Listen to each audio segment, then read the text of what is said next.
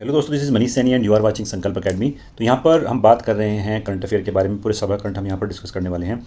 UP PCS वाला जो आपका एग्ज़ाम है वो 12 जून में होने वाला है, उत्तर प्रदेश लोक सेवा आयोग का।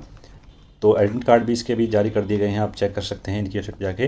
तो करंट अफेयर को तो हम यहाँ पर डिस्कस कर रहे हैं सही तरीके से। अगर हम बात करते हैं जो हमारा बेसिक वाला जो पोर्सन है इसके बारे में, तो यदि हम बात करते हैं साइंस और हिस्ट्री, साइंस और हिस्ट्री का जो आपका मेन पोर्शन है वो आप घटना चक्र से कर सकते हैं।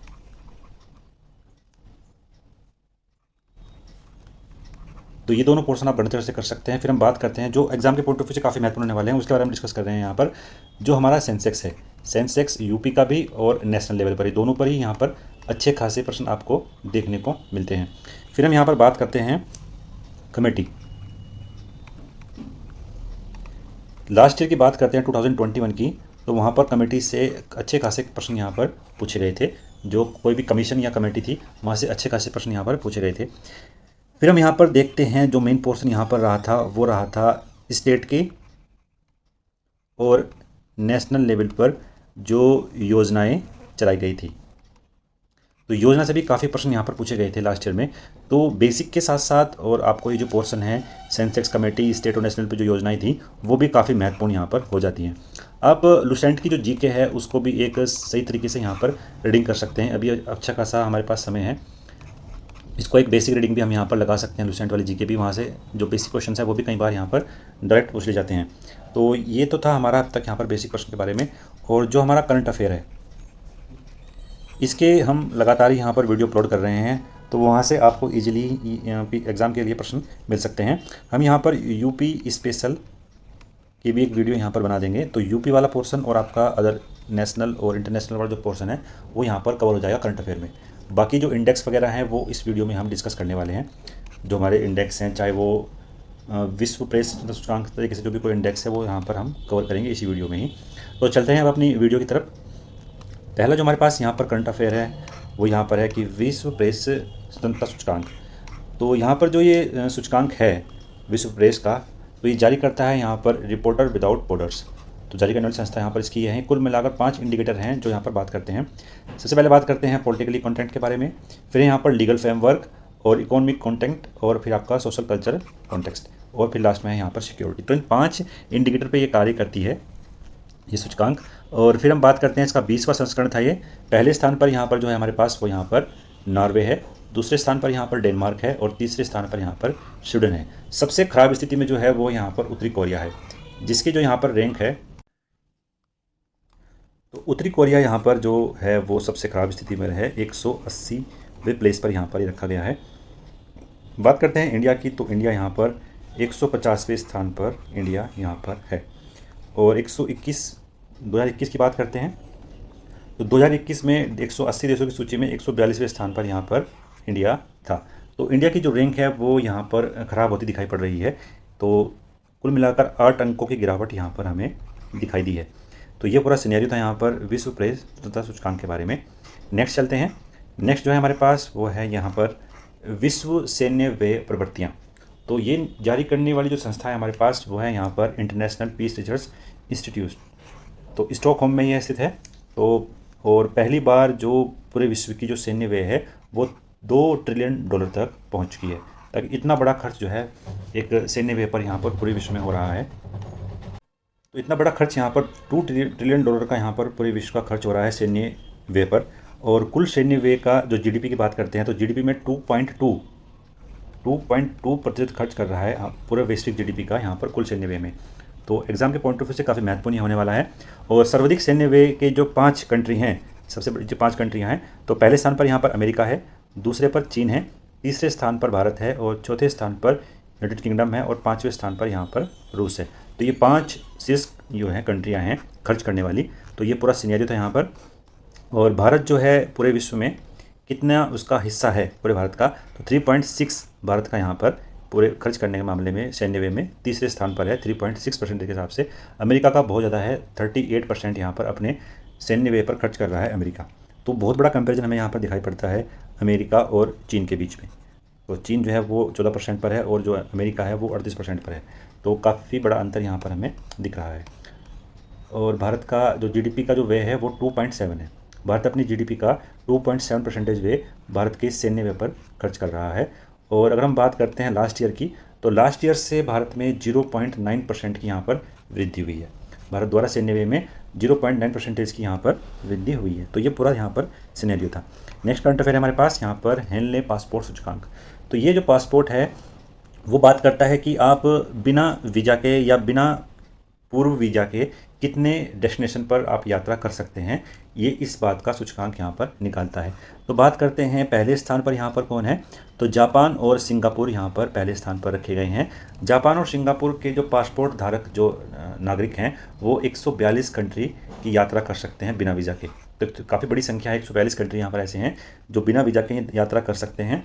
तो ये जर्मनी की बात करते हैं तो वो दूसरे स्थान पर है और उसकी संख्या 190 है। दक्षिण कोरिया दूसरे स्थान पर है, 190 यहाँ पर संख्या है।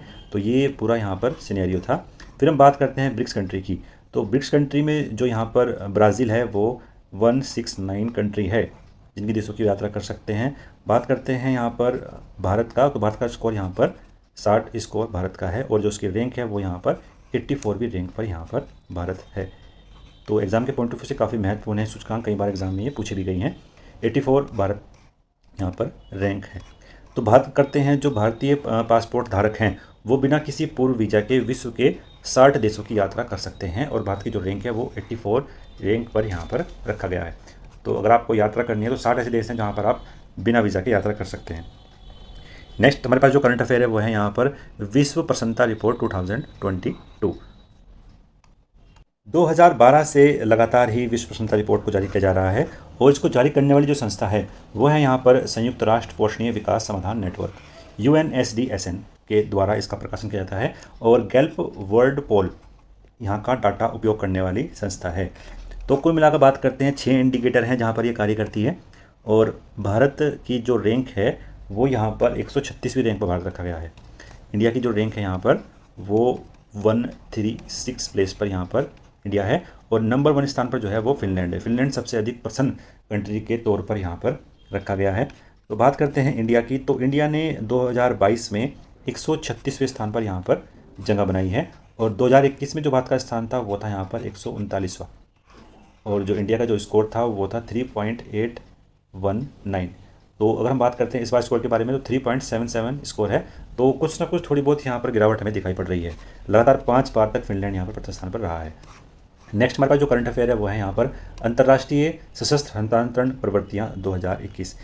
Trade in international arm transfer की हम बात कर रहे हैं। इसको जारी करने वाली जो संस्था है वो है यहाँ पर Stockholm International Peace Research Institute ISIPRI द्वारा जारी किया जाता है। और बात करते हैं यहाँ पर कितना एक्सपोर्ट कर रहे हैं। 5 ऐसे कंट्री हैं जो एक्सपोर्ट कर रहे हैं। तो एक्सपोर्ट करने के मामले में है सबसे पहले अमेरिका, फिर रूस, फिर फ्रांस, चीन और जर्मनी। तो अमेरिका सबसे अधिक एक्सपोर्ट करने वाली कंट्री के रूप में पहले स्थान पर है। और हम बात करते हैं तो संयुक्त रूप से ये 5 जो हैं देश, इनका जो कुल निर्यात में 70% यहाँ पर उत्तरदायी हैं। फिर हम बात करते हैं विश्व के 5 सबसे बड़े सशस्त्र आयातक। तो हमने बात की यहाँ पर जो हमारे पास यहाँ पर एक्सपोर्टर थे, अब हम बात कर रहे हैं यहाँ पर इम्पोर्टर कंट्री के बारे में जो शीर्ष 5 इम्पोर्टर कंट्रियाँ हैं। तो पहले स्थान पर यहाँ पर भारत है, दूसरे स्थान पर यहाँ पर संयुक्त अरब अमीरात है, तीसरे स्थान पर यहाँ पर मिस्र है और चौथे स्थान पर ऑस्ट्रेलिया है और 5वें स्थान पर हमारे पास यहाँ पर चाइना है। तो अगर हम बात करते हैं अपनी जीडीपी का सबसे अधिक खर्च करने के मामले में पूरे विश्व में, तो 2.7% के साथ जो है भारत तीसरे स्थान पर है सबसे अधिक खर्च करने के मामले में विश्व सैन्य में।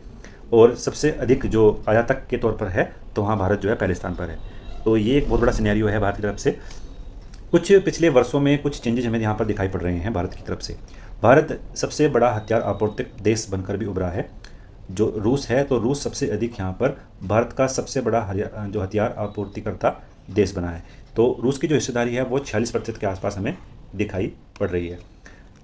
और अगर हम बात करते हैं दूसरे स्थान पर यहाँ पर फ्रांस है और तीसरे स्थान पर हमें यहाँ पर अमेरिका दिखाई पड़ता है।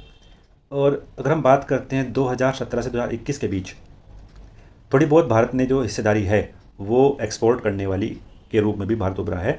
भारत विश्व के हथियारों का 23वां सबसे बड़ा निर्यातक देश बनकर उभरा है। तो अगर हम बात करते हैं पूरे विश्व में इसकी हिस्सेदारी कितनी है तो 0.2% के साथ ही भारत जो है 23वें स्थान पर यहाँ पर रखा गया है। भारत से सबसे अधिक जो हथियार प्राप्त करता देश हैं, तो पहले स्थान पर यहाँ पर है म्यांमार, दूसरे स्थान पर यहाँ पर श्रीलंका है और तीसरे स्थान पर यहाँ पर अर्मेनिया है।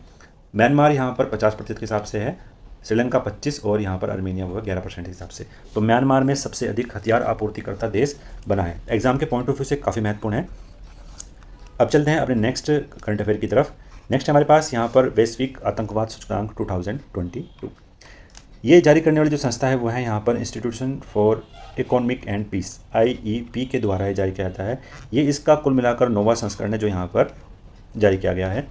लगातार 3 वर्षों से अफगानिस्तान जो है सर्वाधिक आतंकवाद प्रभावित देश रहा है। अफगानिस्तान की जो रैंकिंग है वो सबसे अधिक प्रभावित देशों की रैंकिंग में रहा है। भूटान, सिंगापुर, संयुक्त अरब अमीरात, बेलारूस सहित कुल मिलाकर 71 देश ऐसे हैं जहां पर 0 स्कोर है, यानी वहां आतंकवाद से अप्रभावित देशों की सूचियों में इनको रखा गया है, भूटान, सिंगापुर जो हमारे कंट्री हैं। फिर हम बात करते हैं यहाँ पर इंडिया के बारे में। तो इंडिया काफ़ी प्रभावित देश रहा है और इसकी जो रैंक है वो 12वें स्थान पर इसको रखा गया है। 12वें स्थान पर रखा गया है वैश्विक आतंकवाद सूचकांक 2022 में भारत को। इसका स्कोर रहा है 7.432 स्कोर के साथ ही यहाँ पर 12वें स्थान पर रहा है। नेक्स्ट बात करते हैं करंट अफेयर के बारे में कि मेडागास्कर CDRI का एक नया सदस्य देश बनकर यहाँ पर आया है। तो संयुक्त राष्ट्र जलवायु कार्रवाई शिखर सम्मेलन था, वहाँ पर इस गठबंधन की शुरुआत करने की बात मोदी जी ने की थी। इसका जो सचिवालय है वो नई दिल्ली में बनाया गया है। अभी मेडागास्कर इसका यहाँ पर नया सदस्य बना है। अब यहाँ पर जो कंट्री है, मेंबर कंट्री हैं, उनकी संख्या कितनी हो गई है? अब यहाँ पर जो मेंबर कंट्री है उनकी संख्या यहाँ पर हो गई है 30 मेंबर कंट्री यहाँ पर हैं और 7 अंतर्राष्ट्रीय संगठन भी इसके सदस्य हैं और 12 संस्थापक सदस्य देश थे यहाँ पर जिन्होंने इसकी स्थापना यहाँ पर की थी। नेक्स्ट हमारे पास जो करंट अफेयर है वो यहाँ पर यह है कि UAE FATF की ग्रे सूची में शामिल कर लिया गया है। जो यहाँ पर फाइनेंशियल एक्शन टास्क फोर्स यानी FATF है, ये वैश्विक मनी लॉन्ड्रिंग और आतंकवाद वित्त पोषण पर नज़र रखने वाली एक संस्था है। यानी जितनी भी आतंकवादियों को फंडिंग यहाँ पर होती है तो उस पर ये नज़र रखने वाली संस्था है। इसकी स्थापना जो की गई थी वो 1989 में यहाँ पर की गई थी G7 कंट्री के द्वारा।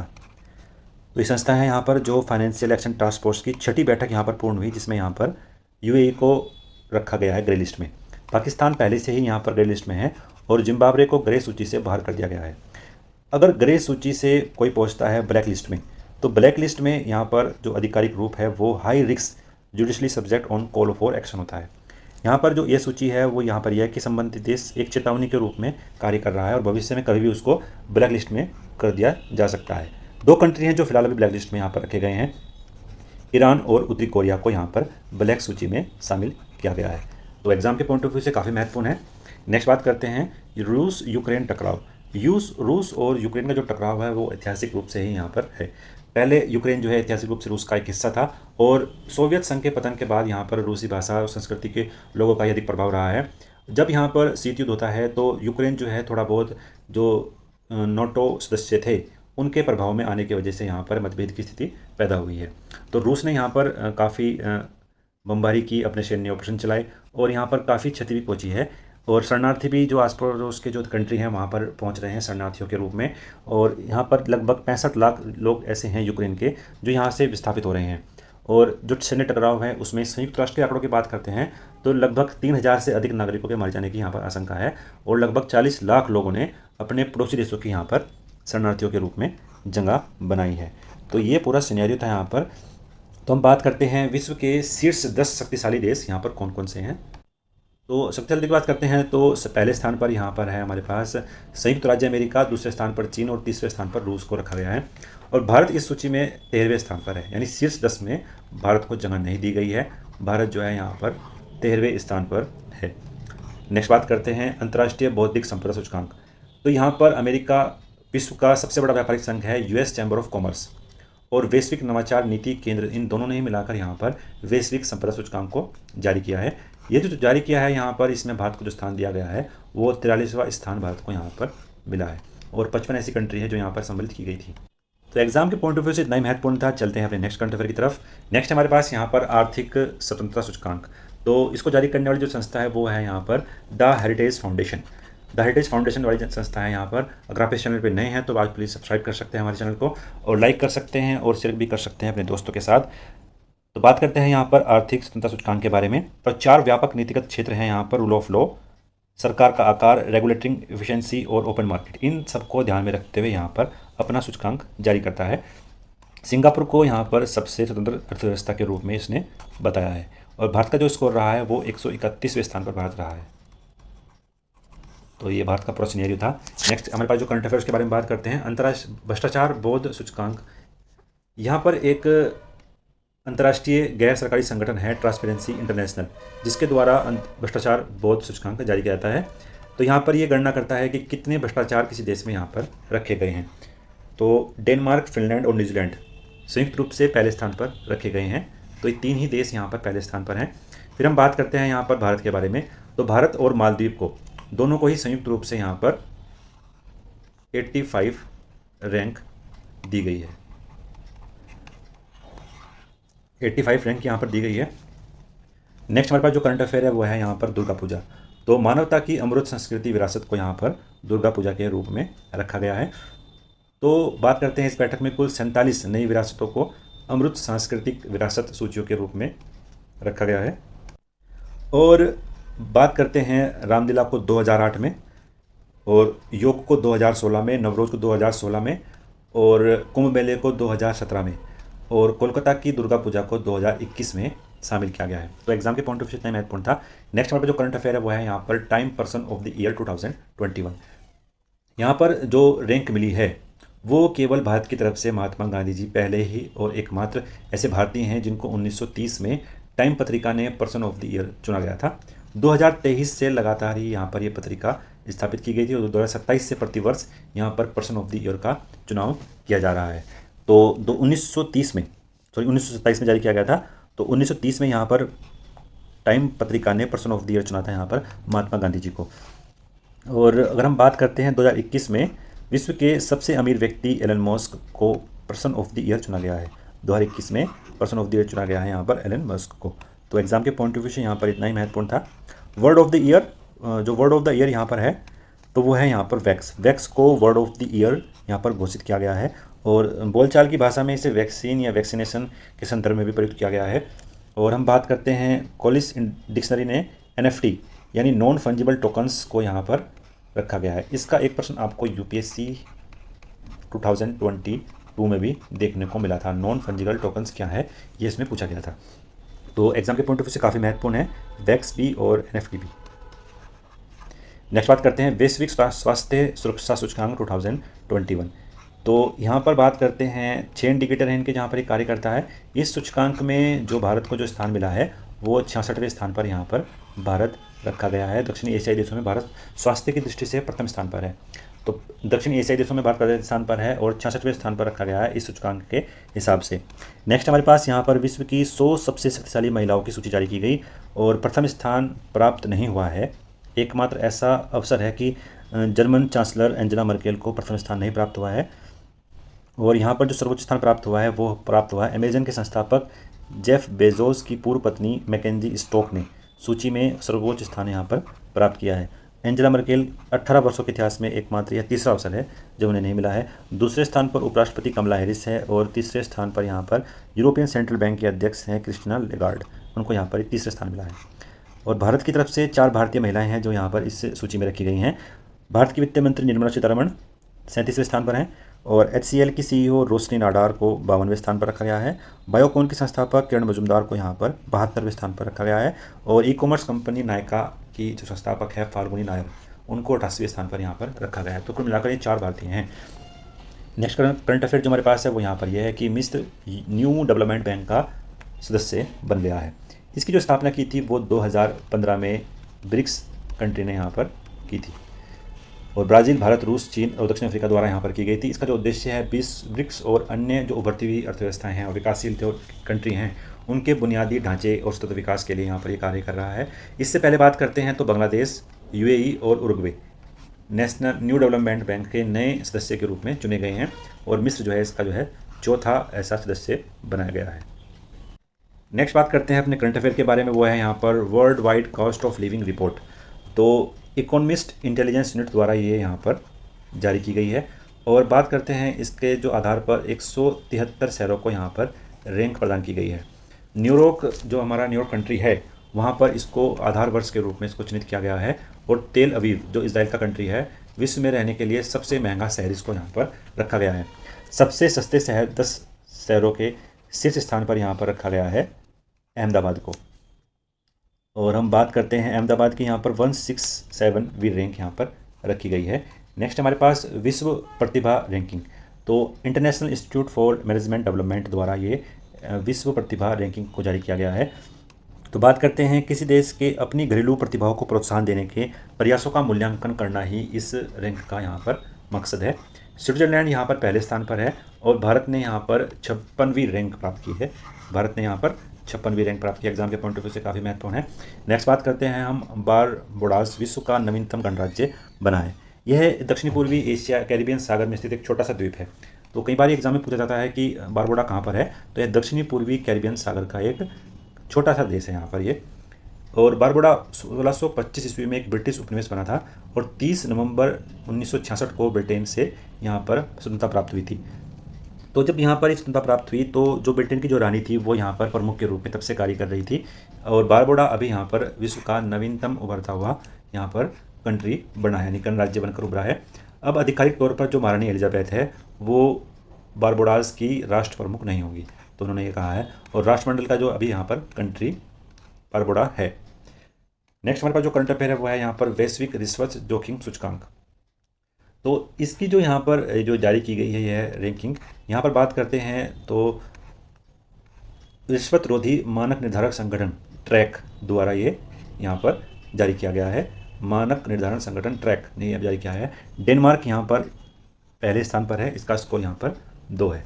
भारत की स्थिति की बात करते हैं तो भारत यहाँ पर 44 स्कोर करने के साथ ही यहाँ पर 42वें स्थान पर है, 82वें स्थान पर यहाँ पर रखा गया है। इंडिया की जो यहाँ पर रैंक है वो रैंक है यहाँ पर 82वीं रैंक प्राप्त यहाँ पर की है। नेक्स्ट हमारे पास लेगाटम समृद्धि सूचकांक 2021। या जो लेगाटम जो इंस्टीट्यूट है उसके द्वारा ये जारी किया जाता है। 7 रीजन है जहाँ पर ये कार्य करता है। डेनमार्क यहाँ पर पहले स्थान पर रखा गया है। और जो इंडिया की जो रैंक रही है वो रैंकिंग में इंडिया रहा है 101वें स्थान पर यहाँ पर रहा है। और जो पिछले वर्ष की बात करते हैं तो यहाँ पर ये रहा था 103वें स्थान पर। तो ये पूरा सिनेरियो था यहाँ पर इस समृद्धि सूचकांक के बारे में। नेक्स्ट बात करते हैं जलवायु परिवर्तन प्रदर्शन सूचकांक। तो जारी करने वाली जो संस्था है यहाँ पर वो है अंतर्राष्ट्रीय जलवायु परिवर्तन नीति में पारदर्शिता को बढ़ाने के लिए एक स्वतंत्र सूचकांक यहाँ पर बनाया गया है। और जर्मन वॉच के द्वारा और क्लाइमेट एक्शन नेटवर्क और न्यू क्लाइमेट इंस्टीट्यूट, इन तीनों के द्वारा ही यहाँ पर ये जारी किया जाता है। और हम बात करते हैं इंडिया की रैंक के बारे में। तो इंडिया की जो रैंक है वो यहाँ पर 10वें स्थान पर इसको रखा गया है। 2020 की बात करते हैं तो 9वें स्थान पर था और 2021 में यह 10वें स्थान पर यहाँ पर रखा गया है। तो काफ़ी अच्छी रैंक इंडिया ने यहाँ पर प्राप्त की है। डेनमार्क की जो रैंक है वो 4th रैंक है, स्वीडन की जो 5th रैंक है और इंडिया की यहाँ पर 10वीं रैंक को इस पर रखा गया है। नेक्स्ट हमारे पास यहाँ पर वैश्विक ड्रग नीति सूचकांक होम रिडक्शन कस्टोडियम द्वारा यह जो सूचकांक है वो जारी किया जाता है। भारत की कुल रैंक यहाँ पर 30 देशों में 18वीं रैंक है। तो 18वीं रैंक यहाँ पर भारत ने प्राप्त की है। नेक्स्ट जो हमारे पास करंट अफेयर है वो यहाँ पर यह है कि श्रीनगर को यूनेस्को के रचनात्मक शहर के नेटवर्क के रूप में शामिल किया गया है। यूनेस्को ने यह जो नेटवर्क है वो 2004 में लॉन्च किया था और भारत के कुल अब तक 6 शहर हैं जो यहाँ पर इस नेटवर्क में सम्मिलित किए गए हैं। इससे पूर्व बात करते हैं तो मुंबई, चेन्नई, हैदराबाद, वाराणसी और जयपुर को दर्जा दिया गया है। जयपुर को उसकी लोक संस्कृति के लिए यह पुरस्कार यहाँ पर दिया गया है। तो कुल मिलाकर 6 कंट्री हैं जो यहाँ पर भारत के इसमें सम्मिलित किए गए हैं और अभी हाल फिलहाल में यहाँ पर श्रीनगर को इसमें सम्मिलित किया गया है। वाराणसी को संगीत के लिए इसको चयनित किया गया है। नेक्स्ट हमारे पास यहाँ पर QS एशिया यूनिवर्सिटी रैंकिंग। तो एशिया के लिए यह रैंकिंग जारी की है यहाँ पर ब्रिटिश कंपनी ने। और यहाँ पर बात करते हैं 116 विश्वविद्यालयों के साथ जो है भारत दूसरे स्थान पर है और पहले स्थान पर यहाँ पर चीन को रखा गया है। और 126 विश्वविद्यालय यहाँ पर हैं चीन में और 116 विश्वविद्यालय हैं यहाँ पर भारत के। तो ये पूरा यहाँ पर जापान के 108 हैं। तो ये पूरा सिनेरियो था यहाँ पर। और लगातार चौथे वर्ष एशिया का सर्वश्रेष्ठ विश्वविद्यालय रहा है नेशनल इंस्टीट्यूट फॉर सिंगापुर। तो और हम बात करते हैं IIT बॉम्बे यहाँ पर भारत की तरफ से पहला है। एशिया में जो उसकी रैंक है वो यहाँ पर 42वीं रैंक रही है एशिया में। IIT दिल्ली 45वें पर है, मद्रास 54वें पर रखे गए हैं। तो ये यहाँ पर करंट अफेयर था। नेक्स्ट हमारे पास यहाँ पर टाइम हायर एजुकेशन विश्व प्रतिष्ठा रैंकिंग 2021। 2021 में जो भारत की जो रैंक रही है वो भारत के 4 संस्थान हैं जो उसमें शामिल किए गए हैं। भारतीय विज्ञान संस्थान जो बेंगलुरु वाला है वो यहाँ पर प्रथम 100 में जगह बनाने वाला एकमात्र यहाँ पर संस्थान है। 91 से 100 के बीच इसकी रैंकिंग यहाँ पर रखी गई है। फिर हम बात करते हैं IIT बॉम्बे, IIT दिल्ली और IIT मद्रास, ये 3 और हैं हमारे साथ जो रखे गए हैं। 4 संस्थान हैं। भारतीय विज्ञान संस्थान वो चौथा संस्थान है जो पहले रैंक पर यहाँ पर रखा गया है। तो ये पूरा सिनेरियो था यहाँ पर। नेक्स्ट हमारे पास यहाँ पर रूल ऑफ द इंडेक्स 2021, तो वर्ल्ड जस्टिस प्रोजेक्ट के द्वारा यहाँ पर ये चला गया है। इसमें जो भारत की रैंक रही है वो रही है यहाँ पर 79वें स्थान पर यहाँ पर रखा गया है। करंट अफेयर नेक्स्ट हमारे पास वैश्विक भुखमरी सूचकांक 2021 concern world wide of health hunger hills द्वारा यह जारी किया गया है। और यहाँ पर बात करते हैं तो करंट अफेयर यहाँ पर है कि हाँ, सबसे 5 वर्ष से कम आयु के जो बच्चे हैं वहाँ पर दुबलापन के सर्वाधिक मामले भारत में यहाँ पर मिले हैं। और भारत की जो रैंक रही है वैश्विक भुखमरी सूचकांक में वो 101वीं रैंक पर यहाँ पर भारत रहा है 2021 में। और जो 2020 में जो भारत की रैंक थी वो 94वीं रैंक थी यहाँ पर, और अब 101वीं रैंक पर यहाँ पर भारत है। नेक्स्ट जो हमारे पास यहाँ पर करंट अफेयर है वो है यहाँ पर वैश्विक खाद्य सुरक्षा सूचकांक 2021। तो 10वां संस्करण इसका यहाँ पर जारी किया गया है। भारत में इसकी रैंक रही है यहाँ पर 71वीं रैंक यहाँ पर भारत की रही है। प्रकृति और लोगों के बीच उच्च आकांक्षा गठबंधन जारी किया गया है, और ये जारी किया है यहाँ पर वन प्लेनेट समिट के दौरान ये लॉन्च किया गया था। और हम बात करते हैं भारत आधिकारिक तौर पर प्रकृति और लोगों के बीच उच्च आकांक्षा गठबंधन में शामिल होने वाला राष्ट्र है। ब्रिक्स कंट्री में पहला राष्ट्र जो ब्रिक्स कंट्री में यहाँ पर शामिल हुआ है। फिर हमारे पास यहाँ पर जो करंट अफेयर है वो नोबेल पुरस्कार 2021 को लेकर के लिए है। बात करते हैं अर्थशास्त्र के लिए नोबेल पुरस्कार किसको मिला है, तो 3 व्यक्ति हैं जिनको यह पुरस्कार मिला है, डेविड कार्ड, जोइसा डी एग्रिएट और गुइडो डब्ल्यू इब्सन। तो इन तीनों ही व्यक्तियों को यहाँ पर इकोनॉमिक्स के लिए नोबेल पुरस्कार से सम्मानित किया गया है। और जो डेविड कार्ड है उनको यहाँ पर लेबर इकोनॉमी के लिए यह पुरस्कार दिया गया है। नोबेल शांति पुरस्कार की बात करते हैं तो मारिया रेसा और दिमित्री गुरुत्स्बेक का ये पुरस्कार दिया गया है। ये फिलीपींस की रहने वाली हैं, और मारिया फिलीपींस की रहने वाली हैं, और दिमित्री मुरातोवा जो है वो रूस की रहने वाली है। तो इन दोनों को यह सम्मिलित रूप से पुरस्कार दिया गया है। नेक्स्ट हमारे पास साहित्य का नोबेल पुरस्कार। साहित्य का जो नोबेल पुरस्कार है वो अब्दुल रज्जाक गुलनाह को दिया गया है जो तंजानिया के रहने वाले हैं। इन्होंने यहाँ पर शरणार्थियों के भविष्य के स्पष्ट और करुणामय चित्र करने के लिए राइटिंग करने के लिए पुरस्कार दिया गया है, मेमोरी ऑफ डिपार्चर। उसके लिए इनको यह पुरस्कार यहाँ पर दिया गया है। नेक्स्ट बात करते हैं हम यहाँ पर जो हमारे पास करंट अफेयर है, ये साहित्य का है, और यहाँ पर हमने देखा कि फिर भौतिकी का भी हमारे पास, फिजिक्स और केमिस्ट्री का भी है। ये एग्जाम के पॉइंट ऑफ व्यू से इतना महत्वपूर्ण नहीं है, बाकी अगर आपकी किस्मत खराब रही तो ये पूछ लिए भी जा सकते हैं, आप इसको एक नज़र से यहाँ पर डाल भी सकते हैं। नेक्स्ट बात करते हैं भारत में शिक्षा की स्थिति पर यूनेस्को की रिपोर्ट जारी की गई है, और जो यह रिपोर्ट है यहाँ पर नो टीचर नो क्लास, यहाँ पर ये शीर्षक रखा गया है, नो टीचर नो क्लास का शीर्षक है। और यहाँ पर बात करते हैं कि भारत की रैंक यहाँ पर, तो रैंक तो कुछ जारी नहीं की है इसने।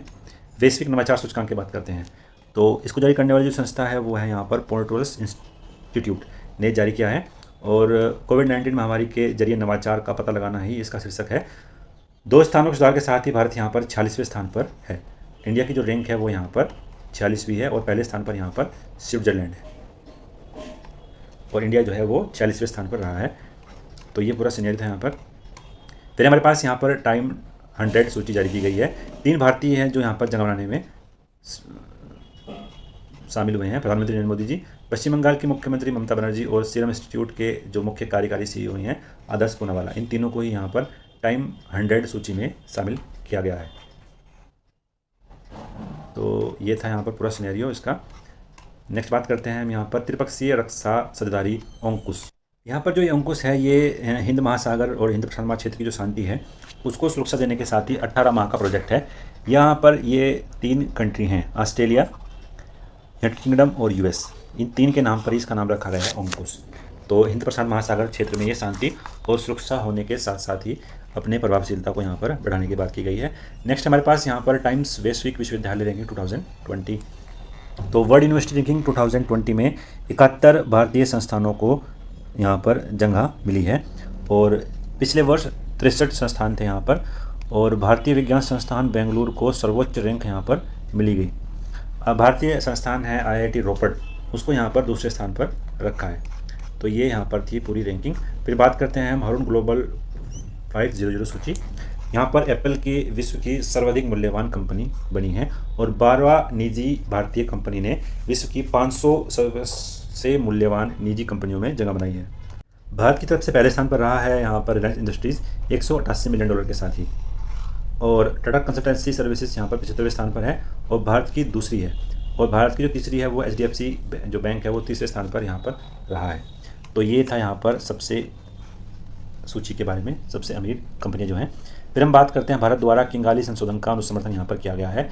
मॉन्ट्रियल प्रोटोकॉल जो ओजोन को कम करने के लिए यहाँ पर तत्पर है, वहाँ पर 6 बार संशोधन इसमें किया जा चुका है और ये नवीनतम जो संशोधन है ये किंगाली संशोधन के नाम से यहाँ पर है।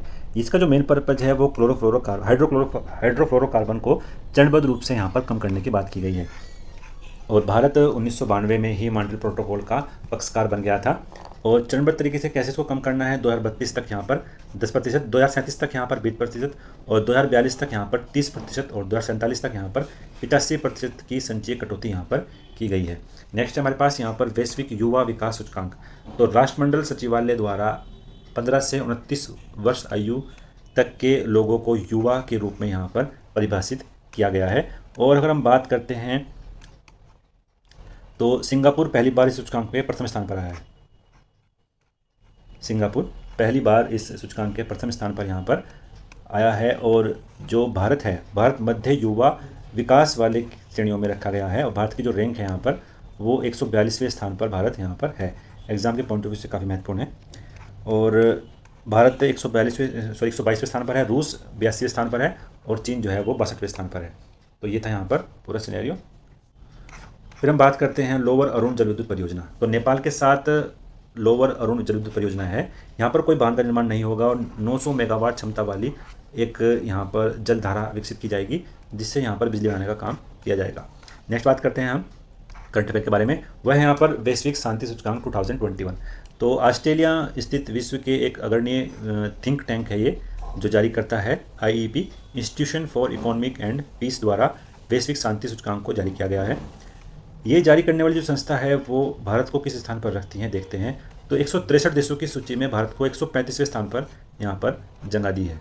इंडिया यहाँ पर रहा है 135वें स्थान पर रहा है। लगातार चौथी बार अफगानिस्तान जो है विश्व के सबसे अशांत क्षेत्र के रूप में रखा गया है। भूटान 22 रैंक के साथ ही दक्षिणी एशिया का सर्वाधिक शांतिपूर्ण यहाँ पर राष्ट्र है। नेक्स्ट बात करते हैं। नेक्स्ट जो हमारे पास यहाँ पर है, हमारे पास जो करंट अफेयर है वो है यहाँ पर IMD विश्व प्रतिस्पर्धा रैंकिंग। तो इंस्टीट्यूशन फॉर मैनेजमेंट डेवलपमेंट द्वारा यह रैंक जारी की जाती है और यहाँ पर जो बिना प्रतिस्पर्धा रैंकिंग में भारत का जो स्थान है वो 2019 से लगातार ही 43वें स्थान पर रहा है। तो 2019 से भारत जो है 43 प्लेस पर यहाँ पर है। और एशिया प्रशांत के देशों में भारत की जो रैंक है वो यहाँ पर 12वीं रैंक है। नेक्स्ट बात करते हैं क्वेस वर्ल्ड यूनिवर्सिटी रैंकिंग जारी की गई है और IIT बॉम्बे यहाँ पर 177वें स्थान पर है। IIT बॉम्बे 177वें स्थान पर यहाँ पर रखा गया है, जो भारत का सर्वश्रेष्ठ संस्थान है यहाँ पर। और कुल मिलाकर 35 भारतीय संस्थान हैं जो इस रैंकिंग में जगह बनाने में सफल हुए हैं। और IIT दिल्ली 185वें स्थान पर है, IIT बॉम्बे 77वें स्थान पर और भारतीय विज्ञान संस्थान बेंगलुरु 186वें स्थान पर रखा गया है और 200 की सूची यहाँ पर जारी की है। नेक्स्ट हमारे पास यहाँ पर मृत्युदंड पर एमनेस्टी इंटरनेशनल की रिपोर्ट जारी की गई है। ये रिपोर्ट जारी की जाती है एमनेस्टी इंटरनेशनल द्वारा और यहाँ पर जारी की है कि चीन में सबसे अधिक यहाँ पर मृत्युदंड को दिया गया है, लेकिन आधिकारिक तौर पर वो जारी यहाँ पर नहीं किया गया है। 144 ऐसी कंट्री हैं जो कानून और व्यवहार में लगभग मृत्युदंड को समाप्त कर दिया गया है और 2020 में 4 ने मृत्युदंड को समाप्त कर रहा था 2020 के अंदर। फिर हम बात करते हैं भारत ने 2020 में किसी को यहाँ पर जो फांसी दी है वो दी है यहाँ पर निर्भया कांड के 4 दोषियों को फांसी पर लटका दिया गया है और 2016 से 2019 तक किसी भी फांसी को क्रियान्वित नहीं किया गया था। 2020 में किया गया है, निर्भया के 4 दोषियों को यहाँ पर फांसी दी गई है। नेक्स्ट बात करते हैं हम यहाँ पर वैश्विक रैंकिंग अंतराल रिपोर्ट 2021। तो वर्ल्ड इकोनॉमिक फोरम द्वारा यह रिपोर्ट जारी की जाती है और अफगानिस्तान, गुआना और नाइजर 3 नए देश इसमें शामिल किए गए हैं। आइसलैंड को 12वीं बार विश्व के सर्वाधिक लैंगिक क्षमता वाले देश के रूप में घोषित किया गया है और भारत की जो रैंक है यहाँ पर भारत की 28 स्थानों की गिरावट के साथ ही इंडिया की रैंक 140वें स्थान पर पहुंच गई है। तो 28 अंकों की यहाँ पर गिरावट दी है भारत ने। तो भारत दक्षिणी एशिया में पाकिस्तान और अफगानिस्तान के बाद सबसे खराब प्रदर्शन करने वाला देश यहाँ पर है। तो आशा करते हैं आपको वीडियो हमारी पसंद आ रही होगी। अगर आपको आ रही है तो प्लीज़ लाइक करें और शेयर करें दोस्तों के साथ। मिलते हैं नेक्स्ट वीडियो में। धन्यवाद। जय हिंद।